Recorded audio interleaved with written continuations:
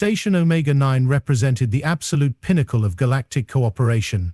Assuming one defined cooperation as 300 different species gathering in one location to practice the ancient art of polite mutual contempt. Suspended in the gravitational sweet spot between two gas giants, the station served as headquarters for the Cosmic Trade Federation, an organization that had somehow managed to turn interstellar commerce into a form of diplomatic warfare conducted entirely through passive-aggressive committee meetings and strategically timed coffee breaks. The station's architects had designed the facility with the kind of ambitious optimism that typically preceded spectacular disasters. Every surface gleamed with bioluminescent materials that adjusted their hue based on the emotional state of nearby occupants, which meant that most diplomatic areas resembled psychedelic light shows during particularly heated negotiations. The central hub featured a massive transparent dome that offered visitors a stunning view of the surrounding nebula, though the effect was somewhat diminished by the fact that most species spent their time staring at data tablets rather than appreciating cosmic beauty. The Civilizational Advancement Index had become the galaxy's favorite method of avoiding honest conversations about interspecies relations.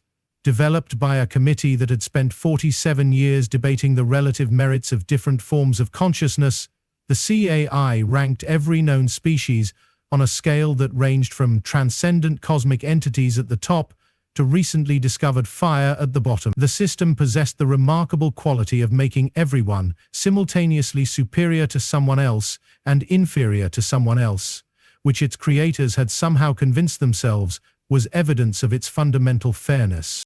At the apex of this carefully constructed hierarchy sat the ethereal confluence, beings so advanced that they communicated exclusively through interpretive quantum fluctuations and refused to acknowledge the existence of anything as primitive as matter. Below them, the Zenith Ascendancy maintained their position through a combination of superior technology and the kind of intellectual smugness that could power small starships. The middle tiers hosted various species who had mastered faster-than-light travel without simultaneously mastering the art of not being insufferable about their achievements.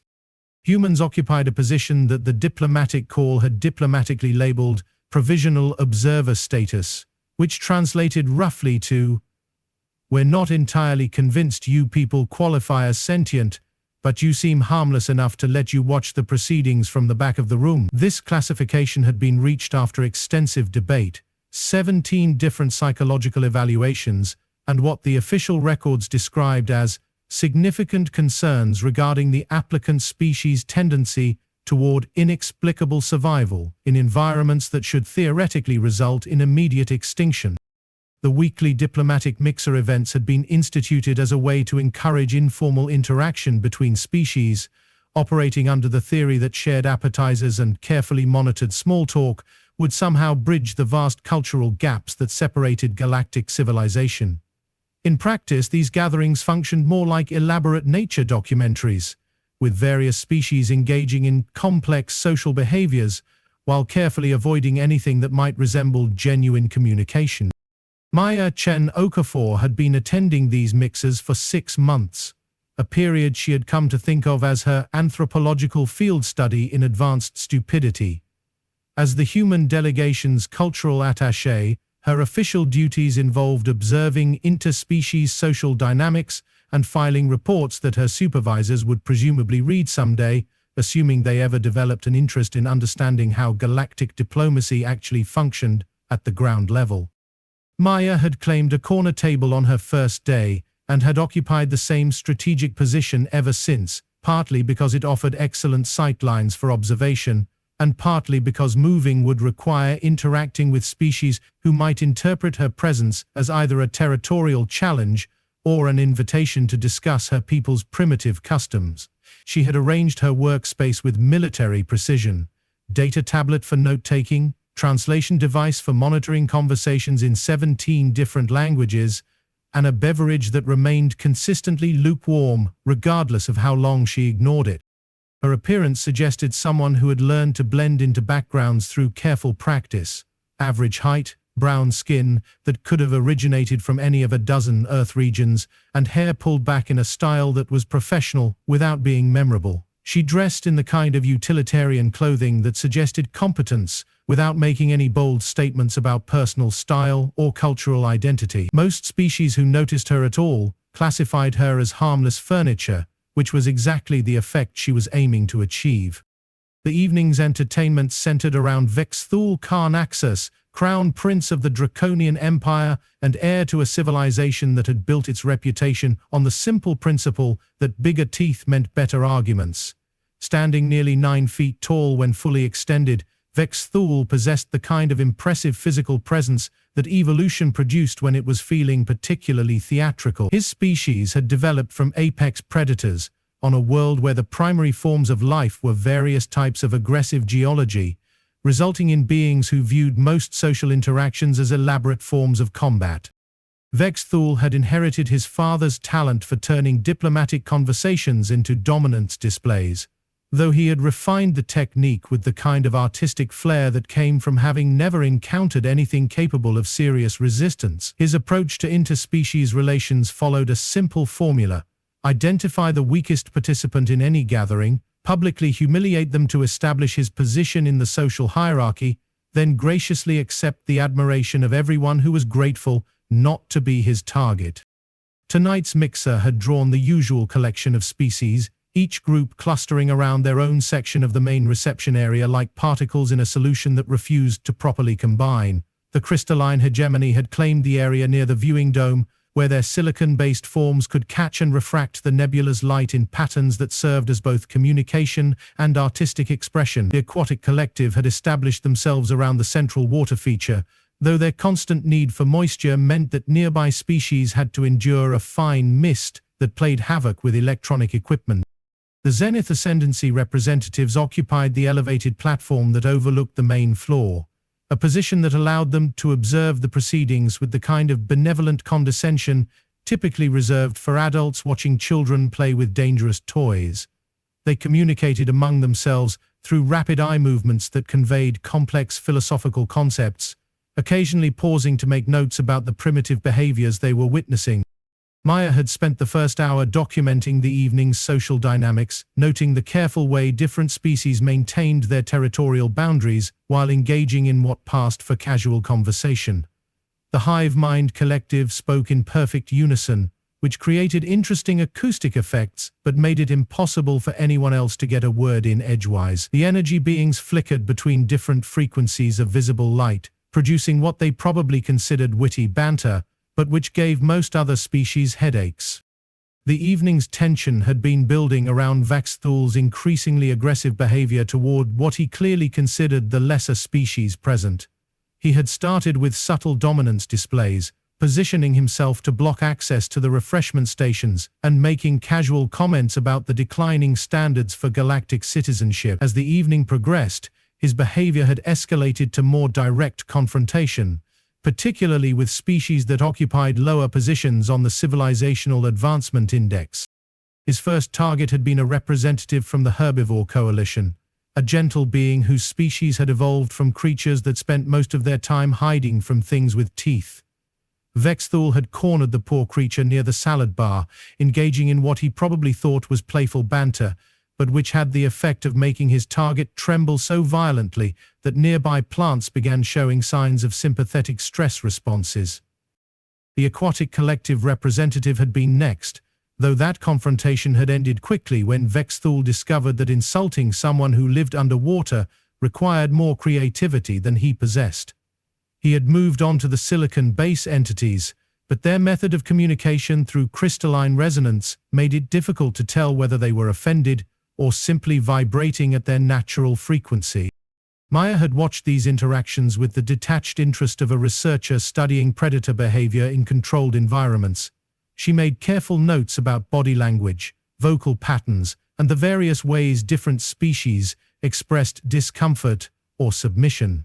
Her observations had led to several interesting conclusions about the relationship between physical intimidation and diplomatic protocol, though she suspected her supervisors would find her analysis too detailed for their taste. The evening's social dynamics had reached a critical threshold around the time Vex'thul finished his third circuit of the room and began looking for more challenging prey. His gaze had swept across the gathered species with the calculating attention of someone selecting the next course in an elaborate meal, pausing briefly on each group before moving on in search of something more interesting. When his attention finally settled on Maya's corner table, she felt the change in atmospheric pressure that preceded most forms of interpersonal disaster. She continued taking notes with the same methodical precision she had maintained all evening, though her peripheral vision tracked Vex'thul's approach with the kind of casual awareness that people developed when they spent their formative years on planets where inattention resulted in becoming something else's dinner. Vex'thul's approach followed the classic apex predator pattern: slow, deliberate movement designed to build psychological pressure while providing ample opportunity for the target to recognize their inferior position and respond appropriately. He covered the distance between his previous position and Maya's table in a series of calculated steps, each one timed to allow maximum dramatic effect. "Well," he announced, his voice carrying the kind of resonant authority that his species used for everything from mating calls to declarations of war, "look what we have hiding in the corner." The comment was loud enough to attract attention from nearby groups, though most species immediately developed intense interest in their beverages rather than risk becoming involved in whatever was about to unfold. Maya looked up from her data tablet with the mild expression of someone who had been interrupted while doing something moderately important. "Good evening," she replied, her tone carrying the kind of professional politeness that customer service representatives used when dealing with particularly difficult clients. "Are you enjoying the mixer?" Vex'thul's laugh produced a sound like grinding metal being fed through industrial machinery. "Enjoying? That's an interesting choice of words from someone whose species barely qualifies for admission to this gathering." He positioned himself directly in front of Maya's table, using his considerable height advantage to maximum intimidation effect. His forearms were arranged in what xenobiologists would have recognized as a classic dominance display, though he probably thought he was just making conversation. "I've been observing your people's recent attempts at galactic integration," he continued, his voice dropping to the kind of conversational tone that somehow managed to be more threatening than outright shouting. "The results have been education." Maya set down her stylus with careful precision and folded her hands in front of her, assuming a posture that could have been interpreted as either respectful attention or preparation for something unpleasant. "Educational in what way?" The question seemed to please Vex'thul, who clearly viewed it as evidence that his psychological strategy was working as intended.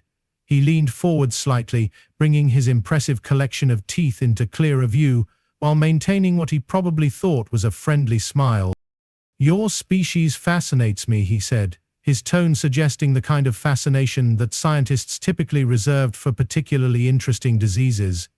"You evolved on a world that should have killed you, developed technology that barely functions, and somehow convinced yourselves that you belong in civilized company." Maya nodded thoughtfully, as if she were considering the merits of his observation. "That's certainly one perspective." "The only perspective that matters," Vex'thul corrected, his voice gaining the kind of edge that suggested his patience for polite conversation was rapidly approaching its limits. "Your people are a curiosity at best, a potential threat at worst. Either way, you don't belong here." The declaration carried enough menace to cause several nearby conversations to pause mid-sentence, though the participants were careful to avoid looking directly at the confrontation. Maya glanced around the room with casual interest, noting the way different species were managing their fight-or-flight responses. "That's fascinating," she said, returning her attention to Vex'thul with the kind of academic interest that people usually reserved for mildly surprising research results. "Could you elaborate on the threat assessment? I'm always interested in understanding how other species perceive humans." The response clearly wasn't what Vex'thul had been expecting. His intimidation tactics relied heavily on fear responses, and Maya's clinical curiosity was undermining his entire approach. He straightened to his full height, using every inch of his 9-foot frame to emphasize the physical disparity between them. "You want elaboration?" His voice had shifted to the kind of growl that his species used when establishing territorial boundaries. "Your people are unpredictable, dangerous. You survived on a world that kills everything else, which means you're either incredibly lucky or incredibly lethal. Either way, you don't belong among civilized beings." Maya tilted her head slightly, as if she were considering a particularly interesting philosophical puzzle. "So, your concern is that humans might be dangerous because we survived on a dangerous world?" "My concern," Vex'thul snarled, his carefully maintained diplomatic facade finally beginning to crack, "is that your species is sitting at tables reserved for actual civilizations while pretending to be something you're not." The comment drew a few nervous chuckles from species who were grateful that someone else was bearing the brunt of Vex'thul's attention, though the laughter had the hollow quality that accompanied most forms of social anxiety. Maya made a note on her tablet, apparently finding his behavioral patterns worthy of documentation. "Interesting," she murmured, more to herself than to him. "Territorial displacement anxiety manifesting as species-based hierarchical enforcement." Vex'thul's expression shifted from calculated intimidation to genuine confusion, as if he had just heard someone speaking in a language that sounded familiar but made no actual sense. "What did you just say?" Maya looked up from her notes with the patient expression of someone explaining a simple concept to a particularly slow student. "You're feeling threatened by the presence of a species that doesn't fit your understanding of how galactic hierarchies should function, so you're attempting to restore cognitive balance by forcing us back into a category that makes sense within your existing worldview." The explanation was delivered in the same tone that university professors used when discussing elementary psychological principles, which had the unfortunate effect of making Vex'thul feel like he was being psychoanalyzed by his intended victim. His forearms shifted into what military strategists would have recognized as a pre-attack configuration. "I don't need analysis from a primitive," he growled, his voice carrying enough menace to set off several species' danger recognition systems. "I need you to understand your place." Maya's response was to lean back in her chair slightly, a movement that could have been interpreted as either relaxation or the kind of subtle preparation that experienced fighters made when they sensed incoming violence. "And where exactly is my place?" "Somewhere other than here," Vex'thul replied, his patience for psychological subtlety finally exhausted. "Preferably somewhere that doesn't require the rest of us to pretend that your species deserves consideration." He reached across the table toward Maya's shoulder, clearly intending to make his point through the kind of physical contact that would establish dominance while technically remaining within the bounds of diplomatic protocol. It was a calculated gesture, designed to humiliate without providing grounds for formal complaint. Maya moved. What happened next would later be analyzed by station security, reviewed by medical teams specializing in interspecies trauma, and studied by xenobiologists interested in the practical applications of physics in confined spaces. The preliminary investigations would conclude that Vex'thul had made several critical errors in judgment, beginning with his assumption that humans were inherently non-threatening and ending with his decision to initiate physical contact with someone who had spent her formative years on a world where everything was actively trying to kill her. A casual observer might have missed the initial stages of Maya's response, dismissing what they saw as a simple case of someone standing up to shake hands. More perceptive witnesses would later describe a blur of motion that seemed to violate several fundamental principles of how medium-sized bipeds were supposed to interact with much larger apex predators. Vex'thul, who had been reaching across the table to make his dominance gesture, suddenly discovered that the laws of physics were more flexible than he had previously understood. His 9-foot frame described an elegant parabola through the mixer's recycled atmosphere, traveling a distance that would have been impressive if it hadn't been quite so unexpected. The trajectory carried him over 3 different species groups, past the central water feature, and directly into the reinforced transparent wall that separated the reception area from the station's outer hull. The impact produced a sound like a very large percussion instrument being dropped from a significant height, followed by the distinctive crack of bone discovering its structural limitations under extreme stress. Vex'thul's subsequent slide down the wall displayed all the grace and dignity of a sack of broken furniture, coming to rest in a position that suggested several important components of his skeletal system were no longer performing their designated functions. The medical scanners embedded in the station's infrastructure immediately began registering alarm signals that indicated structural damage consistent with high-velocity impact trauma. Maya settled back into her chair with the same careful precision she had used throughout the evening, smoothing her clothing and returning her attention to her data tablet, as if nothing more dramatic than a minor interruption had occurred. She made a brief note about the incident, apparently finding it worthy of inclusion in her ongoing behavioral analysis. The reception area remained frozen in Tableau for several seconds, like a holographic display experiencing a critical processing error. The various species present processed what they had just witnessed with the stunned comprehension of beings who had just learned that their understanding of reality contained some significant gaps. "Well," Maya said conversationally, glancing around the room with mild interest, "that was educational.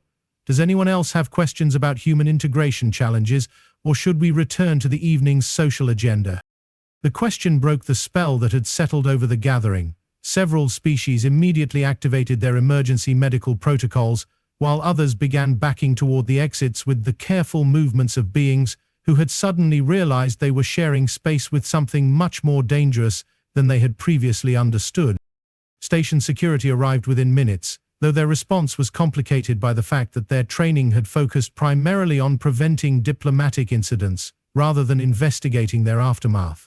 The senior security officer, a mantoid whose species had evolved from particularly methodical insects, spent considerable time attempting to determine which participant had initiated the violence, before concluding that the situation defied standard categorization. The medical team's assessment of Vex'thul's condition provided the kind of detailed analysis that would have been fascinating if it hadn't been so thoroughly alarming. The preliminary scan revealed 4 fractured vertebrae, 3 dislocated shoulders, a concussion that registered on instruments typically used for geological surveys, and what the chief medical officer described as comprehensive structural reorganization inconsistent with voluntary participation in the repositioning process. When asked to explain how she had managed to launch a 9-foot apex predator across a reception hall while remaining seated at her table, Maya offered a response that would be quoted in diplomatic circles for generations to come. "I didn't launch him anywhere. He initiated unwanted physical contact, and I responded by redirecting his momentum, using basic principles of leverage and angular acceleration. It's elementary physics, really.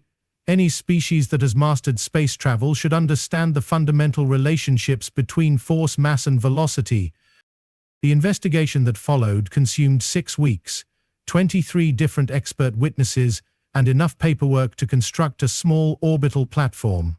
The final report concluded that while Maya's actions had been technically within the bounds of station self-defense protocols, her methods had demonstrated a level of efficiency that raised uncomfortable questions about the Civilizational Advancement Index's fundamental assumptions regarding human capabilities. News of the incident spread through the station's communication networks, with the velocity typically associated with gossip involving spectacular violence and institutional embarrassment. Within hours, every species representative on Omega-9 knew that the quiet human in the corner had casually dismantled the Draconian Empire's most notorious intimidation specialist, without even standing up from her chair.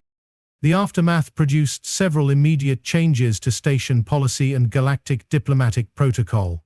The weekly mixer events were restructured to include mandatory briefings on alternative conflict resolution strategies and understanding non-traditional power dynamics. The Civilizational Advancement Index underwent its first major revision in 3 centuries, with several new categories being quietly added to account for species that didn't fit traditional classification models.